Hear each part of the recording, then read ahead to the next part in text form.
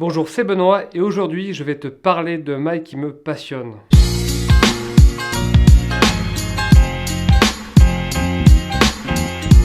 Alors tu vois, pour être encore plus précis, je devrais pas dire pull, je devrais dire chandail puisque selon le Larousse, la définition c'est un vêtement de tricot fermé.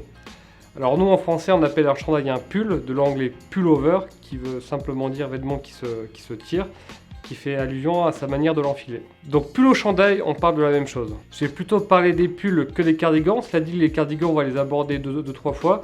Mais évidemment, quand je parle de laine, de cachemire, de mailles, de points de tricot, etc. ou d'épaisseur, ça s'applique également aux cardigans. Mais avant tout, j'aimerais te faire une confidence. Mais au début, en fait, quand j'ai commencé à aimer le vêtement, la maille, j'aimais pas spécialement ça en fait.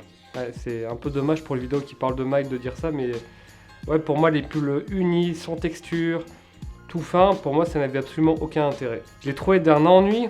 Mais en fait, ce que je n'aimais pas, c'était pas vraiment la maille, c'était plutôt les pièces qui n'avaient rien à raconter que je n'aimais pas. Ce qui est finalement un petit peu le cas de toutes les pièces dont je parle dans mes parles vêtements. Puis petit à petit, vu que maintenant chez Bonne Gueule on commence à avoir une offre de mailles bien développée, j'ai pu découvrir en salon plein de fibres, des mélanges, des points tricot, des couleurs. Et j'ai commencé vraiment à apprécier ça et je me suis rendu compte que quand tu montes en gamme dans la maille, mais c'est un monde qui est fabuleux. T'as du chiné, de la douceur, du confort, du moelleux, de la chaleur, c'est vraiment génial en fait comme univers. Donc aujourd'hui, c'est une catégorie de produits qu'avec Julien et Charlotte qui travaillent au pôle produit, j'aime vraiment beaucoup travailler et tout ce que j'ai appris en étant de l'autre côté du rideau, j'ai envie de t'en parler dans cette vidéo. Bon, on va commencer par le plus évident, on va parler des matières, du choix des matières et du encore plus évident, on va parler de laine. Parce qu'une maille sans laine, c'est bon. C'est pas simple. Et la laine, comme tu le sais, ça ne pousse pas dans la nature, ce n'est pas une plante, mais ça vient d'animaux. Et on va commencer par parler des camélidés, donc tous les animaux qui sont de la famille du chameau, donc l'alpaga, le guanaco, la vigogne, le dromadaire, etc. Alors bon, le cas de la vigogne, je vais pas trop en parler, sauf si tu me garantis que tu as 3000 € à mettre dans un pull. En fait, la production annuelle ne dépasse pas les 10 tonnes, ce qui est très peu. Donc c'est une fibre très rare, mais aussi très douce, plus douce que le cachemire, donc forcément il n'en fallait pas plus pour que ça devienne une fibre d'ultra luxe. Et du coup tu connais sûrement l'Europiana, la marque italienne qui est très célèbre pour son utilisation de la vigogne. Une écharpe en vigogne, tu sais combien ça coûte? Non. Bah dis-moi un prix. 1500 €. Moins. Et moins de travail de découpe que sur un pull. Mais bien sûr que non. En direct to consumer, donc avec telle marque qui s'appelle Archibald, l'écharpe elle sort à 4000 balles. En parlant de ça d'ailleurs, sache que quand j'ai visité l'usine de l'Europiana en Italie, j'ai pu toucher des écharpes en vigogne. Alors mes impressions c'est que c'est effectivement très doux, mais de là à justifier un tel écart de prix entre la vigogne et le cachemire, je suis moins d'accord. Quand je parle d'écart de prix, c'est un rapport qui est très sérieux, qui est au moins de 1 à 3. Le cachemire le plus haut de gamme chez l'Europiana c'est 1000 € le pull, et je crois que par contre des pulls en vigogne t'as rien en dessous de 3000 ou 4000 €, donc c'est vraiment un gros écart de prix. Le chameau c'est une fibre très chaude, presque aussi douce que le cachemire, elle est assez compliquée à filer pour en faire donc un fil pour faire du pull, donc c'est pour ça que tu trouveras rarement des pulls 100% chameau.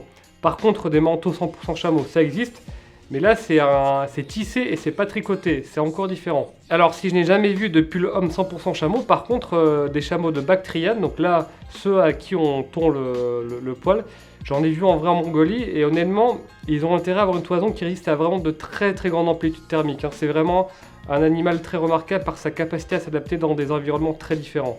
Et là j'ai compris pourquoi c'est une fibre aussi chaude et aussi isolante et pourquoi on s'en sert dans le désert. Et donc ça résiste à des chaleurs torrides le jour et à du froid la nuit. Donc on passe maintenant au caprin, donc c'est toutes les fibres qui viennent des chèvres. Donc tu as le cachemire et le mohair. Alors le cachemire, on pourrait en faire un épisode entier sur le sujet, c'est évidemment la star des fibres haut de gamme, reconnue pour sa douceur et sa chaleur. Donc moi ce que j'aimerais que tu saches juste pour cet épisode, c'est que tous les cachemires ne se valent pas. Tu as plusieurs grades de qualité, donc tu as le grade A, le grade B et le grade C. Le grade A c'est celui qui est utilisé dans le luxe, c'est tous les pulls en cachemire que tu vois à 800 € par exemple.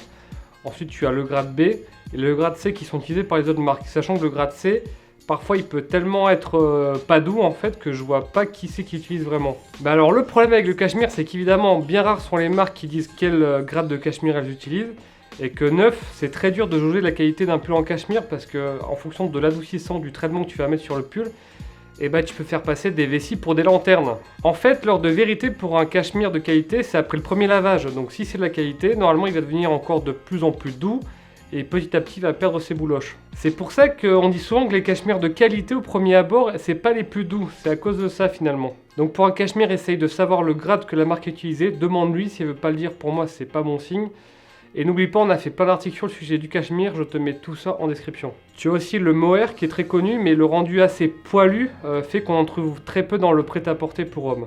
Et le mohair, c'est un peu comme l'angora, donc ce lapin qui fait des longues fibres aussi, c'est que c'est impossible de faire un pull 100% mohair ou 100% angora, tout simplement parce qu'il serait trop fragile. Donc à chaque fois, on est obligé de mettre au moins un bon 30% de fibres polyester, de polyamide ou de nylon pour simplement solidifier et ajouter la résistance à ce pull. Si tu le fais pas, au moindre refroidiment, tu aurais une maille qui se trouverait en fait. Donc oui, il y a du synthétique, mais pour le mohair ou l'angora, c'est obligé. Donc si ça te plaît, ben vas-y, mais il faut que tu saches à quoi t'attendre. Mais honnêtement, moi, si tu veux mon avis, c'est pas une maille que je conseillerais, parce que bien que ce soit une fibre qui soit très appréciée par le luxe pour son aspect très particulier, honnêtement c'est trop galère quoi. Et dès qu'en plus tu es sur du 100% au mohair, ben, les prix montent en flèche très rapidement, comme la marque Jupe by Jackie, qui fait des écharpes 100% mohair donc, mais c'est 1000 balles l'écharpe quoi, hein, ça... un peu onéreux. On va passer maintenant aux ovins. Donc les ovins, ben, c'est tous les moutons. Donc la laine ovine la plus connue, ben, c'est le mérinos. La laine mérinos, on l'aime parce qu'elle est plus douce qu'un mouton qui n'est pas issu d'une race mérinos justement. Parmi les qualités de fil que je préfère, il y a le grade super fine et le grade extra fine. Ce sont des fils qui sont, pour donner une idée, quasiment aussi doux qu'un cachemire de grade B. Le problème, c'est que la plupart des marques, sauf Bonne Gueule, je prêche pour ma paroisse, tu vas me dire, mais la plupart des marques ne précisent pas le grade de mérinos utilisé, et c'est dommage, parce que c'est une information qui est très précieuse. Bon, ben son avantage, c'est évidemment sa douceur et sa polyvalence, sa facilité à travailler cette matière. L'inconvénient sur la laine mérinos, il n'y en a pas vraiment. On pourrait juste dire que c'est à la limite un peu plus cher qu'une laine qui n'est pas mérinos. Mais contrairement à la Vigogne, le surcoût de la laine mérinos par rapport à une laine de mouton normale, pour moi, c'est amplement justifié. Sinon, t'as une laine qui gratte un peu trop. Et justement, à propos de laine qui gratte, donc là je vais être un peu polémique, on va parler de laine vierge. Donc la laine vierge, c'est une laine qui est issue de la première tonte du mouton et dont on n'a pas ajouté plus de 3% d'autres fibres. Alors, malgré le prestige du coup de la première tonte, etc., c'est une laine, je trouve, qui a un très bel aspect rustique, vraiment, qui est très belle. Il faut aimer ce côté authentique. Par contre, je trouve que ça a tendance souvent un petit peu gratter, à être un tout petit peu rêche. Il faut vraiment qu'elle s'adoucisse avec le temps. Donc ça ne veut pas dire que tu ne dois pas en prendre, mais juste, si tu te précipites sur une laine vierge, ne t'attends pas à ce qu'il soit d'une douceur incomparable. Ça, c'est pas vrai. Par contre, il aura normalement un bel aspect. Maintenant, on va passer à la laine de bovin, donc à savoir la laine de yak. Donc si tu suis Bonne Gueule depuis un moment, tu sais que nous on adore cette matière. On a sorti un manteau 100% yak, on a sorti un pull, un cardigan qui utilise cette matière également. Pourquoi je l'aime? Parce qu'elle est presque aussi douce que du cachemire. Elle a de très belles propriétés thermorégulantes et les couleurs naturelles sont absolument exquises. Les couleurs naturelles du yak, le yak c'est un animal qui est marron, mais en jouant sur le blanchissement de certaines fibres, tu as une très belle palette de tons sable, taupe, terre, etc. C'est magnifique. Alors malheureusement, c'est une matière que peu de marques utilisent en raison de son prix élevé et de la difficulté à trouver un bon fournisseur. Et crois-moi, je sais de quoi je parle pour le coup. Et si nous, Bonne Gueule, on peut en citer d'autres marques qui utilisaient aussi la laine de yak, franchement, j'en serais ravi. Alors maintenant, on va passer aux matières naturelles pour de la maille. Donc le coton. Alors le coton, pour moi, dans de la maille, ça n'a pas beaucoup d'intérêt. C'est surtout utilisé pour des pulls d'entrée de gamme, mais autant prendre un bon sweat quoi. Tu as le lin aussi, tu as de très beaux mélanges de laine et de lin sur des fils. Alors le lin dans de la maille, quand on le mélange à de la laine, j'aime beaucoup parce que ça apporte de la vraie fraîcheur à la maille, ça lui donne vraiment un côté estival bien marqué. Et surtout, ça lui donne une belle texture un petit peu régulière. Par contre, c'est une matière, tu vois, qui vit, hein, donc même en fonction du degré d'humidité, elle peut se dilater ou se contracter. Elle va se déformer parfois, enfin... Tu vois, si tu veux un pull dont la coupe est hyper stable dans le temps, ne prends pas un pull avec du lin dedans, tu vas forcément être déçu. C'est pour ça que pour faire un pull, on va mélanger du lin avec de la laine, parce qu'un pull 100% laine d'ailleurs, je crois pas que ça existe en plus. Et d'ailleurs, je crois qu'un pull 100% laine, ça n'existe pas vraiment. Putain, 100% lin! Et d'ailleurs, je crois qu'un pull 100% lin, ça n'existe pas vraiment. Avant de passer aux matières artificielles, je crois que Nicolo a certaines choses à vous dire. Salut, j'ai effectivement quelque chose à vous dire. La qualité des lainages est clairement influencée par la finesse et la longueur. En fait, plus une fibre est fine, plus elle sera douce et soyeuse, et plus une fibre est longue, et plus son fil sera homogène. Pour vous donner un ordre de grandeur, on va s'exprimer en microns, une laine de mérinos commence à être de belle qualité à partir des 18 microns, et pour un cachemire, on est plutôt autour des 15 ou 16. Là, ça devient vraiment de la belle qualité. Malheureusement, c'est pas simple à reconnaître au toucher, il vous faudrait une très grande expérience textile, même moi, je n'ai pas toujours idée de quelle finesse je touche quand je touche une maille. Et en fait, il faut que vous fassiez confiance aux informations qui vous sont données par les marques. et parfois elles sont un peu avares en la matière. Et bien c'est tout pour moi, à bientôt les amis. Merci Nicolo. D'ailleurs, à propos de longueur de fibre, j'aimerais bien qu'on parle un petit peu de la laine recyclée. Mon point avec la laine recyclée, c'est qu'il n'y a pas de miracle. Donc c'est des fibres qui sont très courtes, vu qu'on va couper en 1000 morceaux de la laine pour la recycler. Et vu que ces fibres sont tellement courtes, tu es obligé de les mettre dans des fils de laine normale, donc non recyclés, pour avoir un fil à tricoter digne de ce nom. Mais ça a le mérite d'exister, et si aujourd'hui, à mon sens, je trouve que ça fait pas rêver pour le moment, je pense que dans les années à venir, ça va bien changer, et qu'il va y avoir plein de belles choses qu'on va inventer pour encore mieux recycler la laine. Donc tu as un arbitrage à faire entre la préciosité de la laine, entre sa douceur, entre le fait qu'elle soit haut de gamme, et le fait aussi qu'elle soit recyclée. C'est très compliqué d'avoir les deux en même temps. Et maintenant, on va parler des matières synthétiques. Alors, de manière générale, donc dans 95% des cas, mais c'est pas non plus 100% des cas, évite autant que possible le synthétique dans tes pulls. Quand tu vois de l'acrylique ou du polyester en grande proportion, genre 30, 40 ou 50%, et ben c'est pas bon signe. C'est souvent le mélange utilisé pour des marques de fast fashion d'entrée de gamme pour faire des pulls. Le problème, c'est que ça va puer, ça tient pas chaud, et ça vieillit très mal. Le seul cas où le synthétique fait sens, c'est comme j'ai dit, quand tu as de l'alpaga ou du mohair, où là, il est courant d'en trouver dans des proportions à 30 ou 40% pour donner de la résistance au frottement. Tout ce qui est cachemire, laine de mouton et bovin, a priori, il n'y a pas besoin de mettre du synthétique. Et donc toutes ces matières, normalement, elles sont inscrites sur l'étiquette de composition de ton pull. Alors le problème, c'est que sur la plupart des étiquettes de composition, t'as rien comme info, c'est à peine si t'as le pays de fabrication, quand c'est pas Made in Europe.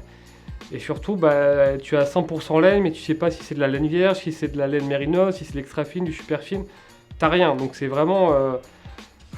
faut pas trop en tenir compte. Donc le meilleur conseil que je peux te donner, c'est d'aller sur la page de vente de l'e-shop des marques, et parfois certaines marques donnent un peu plus d'infos, mais c'est malheureusement encore trop rare.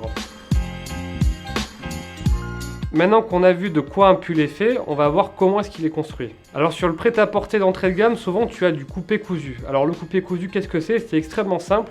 Tu tricotes, et non pas tu tisses, tu tricotes de grands rouleaux de mailles.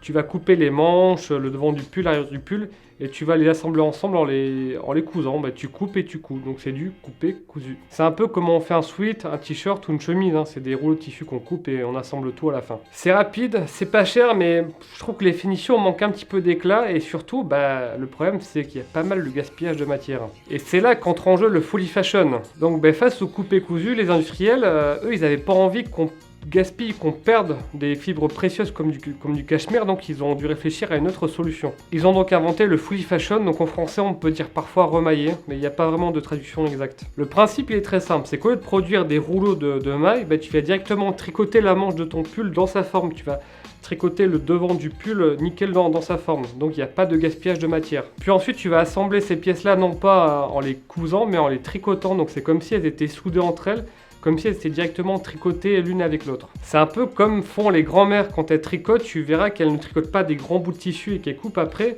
Non, elles tricotent directement la manche, le devant du pull, le col, etc. Mais, parce qu'il y a un mais au fully fashion, c'est que c'est une technique qui prend beaucoup plus de temps que du coupé cousu. Donc certes, tu vas pas gaspiller de matière, mais par contre, tu as un arbitrage à faire entre le temps machine que ça va te prendre en plus. Et ce qui est assez marrant avec le fully fashion, c'est que c'est une finition qui est vraiment mise en avant dans le luxe, dans le haut de gamme, alors que finalement, ça vient d'une réalité industrielle qui est très terre à terre. Comment je le sais? C'est notre fabricant de mailles en Italie qui me l'a expliqué quand on est venu le visiter. Alors honnêtement, sur du haut de gamme, la plupart des mailles sont en fully fashion parce que c'est un peu débile de faire du coupé cousu sur du cachemire. À partir d'une certaine qualité de fil, ça va de soi qu'il n'y a que du fully fashion qui compte. Alors le fully fashion, il est assez simple à reconnaître. T'as juste à retourner ton pull et tu regardes les jonctions par exemple sur les côtés au niveau des manches. Et si tu vois comme deux petites lèvres qui sont tricotées ensemble, c'est du fully fashion. Par contre, si tu vois que c'est monté comme un t-shirt, là c'est du coupé cousu. Parfois aussi sur certains types de tricots, tu vois ce qu'on appelle des diminutions en fait. Là aussi c'est signe de fully fashion. Il y a juste une petite nuance, il peut arriver que sur certains fils très épais, ou sur certains types de tricots très compacts, etc., ça soit beaucoup plus simple en termes de développement de faire du coupé cousu, mais ça c'est quand même relativement rare. Alors, quelle coupe de pull choisir? Comme un t-shirt ou comme un sweat, ça doit être ajusté, mais pas trop entre guillemets. Il faut éviter le pull trop grand qui fait négliger, qui ne met pas en valeur. Et il faut éviter le pull trop moulant qui fait un peu douchebag, comme on dit. Donc comme d'habitude, c'est la couture des épaules sur les épaules. Au niveau du buste, c'est ajusté mais c'est pas moulant, ça se pose bien, t'es pas trop serré, t'es pas trop large, donc voilà. Côté longueur, quand tu es debout et que tu le tires légèrement, bah, il doit tomber au milieu de la braguette. Tu filmes bien ou pas? J'ai un gros plan. Parfait. J'ai tout. Au niveau des cols des pulls, alors t'as le col rond, le col châle, le col cheminée, le col roulé. Moi, c'est des cols que j'aime beaucoup. Par contre, il y a 2 cols que j'aime pas. C'est le col type camionneur, donc qui remonte assez haut. Et c'est le col en revêt qui est honnêtement vraiment largement passé de mode. Moi, j'en vois plus beaucoup chez les marques depuis plusieurs années. Moi, ce que j'adore, c'est le col châle. Donc là, je fais une parenthèse parce que c'est principalement sur du cardigan. J'ai eu une révélation quand j'ai vu Daniel Craig dans James Bond qui portait son cardigan Tom Ford. C'est une image qui m'a beaucoup marqué. Et des années après, vous comprenez pourquoi est-ce qu'on a voulu faire un cardigan avec un gros col châle dès qu'on s'est mis à faire de la maille. En plus de ça, je trouve que c'est un col qui met bien la chemise en valeur quand tu le portes et qui donne une vraie stature, une vraie carrure. Par contre, il y a quelques inconvénients, c'est que quand tu mets un manteau un petit peu ajusté, tu sais jamais trop qu'est-ce que tu dois faire de ton col, si tu le mets en dessous ou par-dessus les revers de ton manteau. Donc ça, c'est un peu pénible. Donc sous un pull, tu peux porter un t-shirt, ce que je recommande pour les cols roulés ou les cols cheminés. Et sinon, tu peux porter une chemise avec un col rond classique. Moi, je recommande quand même une chemise avec un col boutonné, tout simplement pour éviter que les pointes du col se baladent. Et là, vu qu'elles sont boutonnées, elles restent bien en place et là, c'est beau. Au niveau des couleurs de la chemise que tu peux porter en dessous, moi, je te conseille de rester sur des bases de blanc écru ou de bleu. Et par contre, de t'amuser sur les matières, de prendre des Oxford, des chambray, etc. Là, tu auras un rendu canon. Mais forcément, vu que tu as un pull par-dessus, ne pas surcharger, donc prends une chemise unie, quitte à avoir une matière qui a du relief et de l'aspérité. Une fois que tu as ton beau pull, bon, comment on fait pour l'entretenir? Ah là là, quel vaste sujet l'entretien des mailles. Bah alors déjà, il faut savoir qu'une maille se lave finalement assez peu. La laine retient très peu l'humidité, donc retient très peu les odeurs. Et tu peux largement passer un hiver sans laver tes pulls pour peu que tu en aies 4, 5 ou 6. Franchement, tu peux tester par toi-même. Le soir, quand tu rentres chez toi, enlève ton pull, pose-le sur le dossier d'une chaise et laisse-le s'aérer comme ça tranquillement toute une nuit. Et tu verras que le lendemain, il va quasiment plus rien sentir. C'est pour ça que je te recommande pas de porter ton pull 2 jours d'affilée, simplement une journée et ça suffit largement. Mais sinon, pour laver ton pull, en général pas plus d'une fois par trimestre, tu le mets en programme délicat. Surtout, tu le mets à froid, essorage minimum avec une lessive pour la maille. Et c'est parti. Alors surtout, dès que la machine est terminée, fais-le sécher directement à plat. Plus tu laisseras traîner ton pull dans la machine à laver une fois qu'elle est finie, plus il sera dans un environnement humide et plus il risque de se déformer ou de rétrécir. Mais moi, à titre personnel, franchement, je lave très peu mes mailles, j'ai vraiment trop peur qu'elles rétrécissent. Donc si ton pull a un accro, tu peux le donner à une remailleuse. Malheureusement, il y en a de moins en moins aujourd'hui alors que c'est un métier très utile, c'est un métier de fourmi, parce qu'il faut être très méticuleux. Et elle est censée pouvoir faire comme s'il n'y avait eu aucun accro. C'est un métier assez impressionnant. Et on me donne une liste de remailleuses sur Bonne Gueule. Alors moi, les pulls, comment je les aime? À la base, je suis pas un super fan des motifs parce que tu vois, entre la qualité de la matière, le point de tricot, la couleur, on peut déjà largement s'amuser. Et pour moi, c'est la matière et le point de tricot qui doivent parler sur un pull. C'est pas tant de motifs. Par contre, sur de la torsade, etc., là, je trouve qu'il y a des choses qui sont vraiment très sympas. Et forcément, plus tu m'écoutes et plus tu comprends que moi, les pulls très lisses, très ennuyeux, genre pour aller bosser au bureau en mettant une veste par-dessus, c'est clairement pas mon truc. Alors au niveau des couleurs que j'aime, j'aime beaucoup tout ce qui est chiné, les gris, les bordeaux, les taupes, les verts sapins, les couleurs sable, etc., les couleurs terre. Ça, c'est des couleurs qui me parlent beaucoup. Et comme je l'ai dit tout à l'heure, donc moi les pulls, je les porte ajustés normalement, on va dire. Et si les manches sont trop longues, je les retourne. Pourquoi? Parce que j'ai vu faire ça Daniel Craig dans James Bond. Et bon, tu me connais, j'ai un petit faible pour les cardigans épais. Alors, quelles sont les marques que je recommande? Pour commencer, il y a une marque que je vais citer, mais ça m'embête parce qu'elle appartient à H&M. Mais je reconnais que dans du pull abordable, sympa et relativement facile à essayer pour de vrai en France, je trouve que COS fait du bon boulot. Donc sur du pull à moins de 100 €, ils sont très forts. Mais par contre, tu as zéro info, mais bien zéro info sur le fournisseur de fil. Tu sais pas d'où vient la matière. Et je crois que sur les pages du site, ils incluent même pas le lieu de fabrication. Donc tu sais même pas où est-ce que c'est fabriqué. Mais bon, si vraiment tu as peu de budget et que tu as un pull sans matière synthétique, c'est pour moi la seule option. Mais il faut le faire en conscience. Donc tu achètes un beau pull pas cher, certes, mais tu n'as aucune idée des conditions dans lesquelles il a été fabriqué. Et dans les conditions dans lesquelles la laine aura été prélevée sur les bêtes. Ensuite, tu as Irkus. Irkus, c'est une marque qu'on connaît bien chez Bonne Gueule. On a fait un test d'ailleurs que je te mets dans la description. C'est une marque direct to consumer, donc sans intermédiaire. qui vendent franchement des pulls en cachemire vraiment sympas à des prix abordables. Ensuite, tu as une marque qui s'appelle From Future qui vend du cachemire très abordable. Comparé à Hercus, tu as beaucoup plus de créativité, tu as des couleurs, enfin ça pète un peu en tous les sens, il y a vraiment du choix. Alors contrairement à ce que j'ai pu lire, c'est pas une qualité équivalente à un cachemire de grande maison de luxe, faut pas exagérer, je suis allé en boutique, j'ai touché les produits. Honnêtement c'est très sympa, mais c'est pas, tu vois, c'est pas aussi doux qu'un cachemire Loro Piana par exemple. Par contre, pour un cachemire à moins de 200 balles, ça fait vraiment l'affaire, quoi. Ensuite, il y a Asket. Alors Asket, eux, je les aime bien. Ils font un super cachemire à 195 € que Nicolo a testé d'ailleurs, un 3 fils, donc qui est quand même relativement épais. Je les aime bien parce qu'ils font un énorme boulot sur l'honnêteté et la transparence. Tu sais vraiment ce que tu achètes, d'où est-ce que ça vient, et quand ils ne savent pas, surtout, ils le disent. Donc vraiment une marque très très cool. Même si je trouve qu'au niveau design, ils pourraient quand même avoir un peu plus d'aspérité, un peu plus de peps. Ensuite, j'aime bien Tricot Paris, qui est une marque parisienne. Ils ont un super cachemire recyclé à 159 €. La coupe, elle est un petit peu boxy, comme on dit, c'est-à-dire qu'elle a un poil un peu large, mais il y a un super choix de couleur et je trouve qu'il y a pas mal d'originalité en fait dans ces mailles. Donc c'est une marque qui est très intéressante aussi pour des pulls abordables. Et maintenant, on va passer à des marques dont le budget est un petit peu plus élevé, mais t'en auras quand même pour ton argent, je te rassure. Il y a Inishmane, donc qui est une très très belle marque avec laquelle on a collaboré sur un cardigan. L'histoire de la marque, elle est complètement dingue. Je t'invite à revoir la vidéo qu'on avait faite à ce sujet parce que le fondateur, Tarlac, il a tout simplement installé un atelier haut de gamme sur une île qui n'a que 200 habitants, c'est complètement fou. Ils font des choses très créatives avec toujours beaucoup de bon goût au niveau des couleurs, des matières, c'est vraiment une très très belle marque avec une très très belle démarche. Ensuite, j'aime beaucoup les pulls de S.H. Kelly, qui est une marque anglaise très portée sur les savoir-faire. Tout est fait en Angleterre et je trouve que c'est beau, quoi, tu vois, les fils sont très beaux, les couleurs sont magnifiques. Il y a toujours des petits détails sympas. C'est vraiment une très très belle marque aussi. En marque française, tu as De Bonne Facture, qui est une marque aussi qui fait des pulls super sympas avec de belles couleurs, faciles à porter, et avec toujours un petit truc en plus. Vraiment, c'est là aussi une très très belle marque à recommander. Ensuite, tu as Johnston of Elgins, qui est une marque de cachemire qui fabrique tout en Écosse. C'est très beau, donc les cachemires sont magnifiques vraiment. Moi, il y a un côté contemporain que j'aime beaucoup. Vraiment, c'est là, tu as la Rolls du cachemire, ce sont eux qui sourcent leur cachemire. D'ailleurs, ils sont fournisseurs aussi pour d'autres marques. Vraiment une très très belle marque aussi. Par contre, c'est un petit peu onéreux. Et on finit avec Beg & Co.